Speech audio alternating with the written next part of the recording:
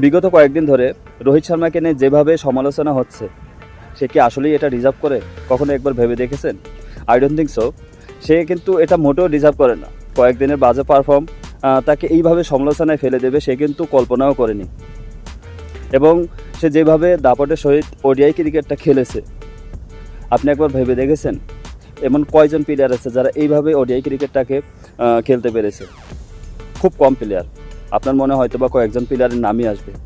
200, সে কিন্তু একটা না দুইটা না তিনটা 200-এর মালিক, 200 রানের মালিক। ওডিআই ক্রিকেটে 200 রান কিন্তু চারটিখানি কথা নয়। সেখান থেকে সে 3টা ডাবল সেঞ্চুরি করেছে ওডিআই ক্রিকেটে।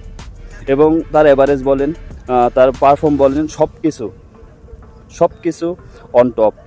তারপরেও কয়েকদিনের বাজে পারফর্ম তাকে এভাবে সমালোচনার সামনে ফেলে দিয়েছে। এবং সে কিন্তু এটা আসলেই কোনো মতেই এটা রিজার্ভ করে না।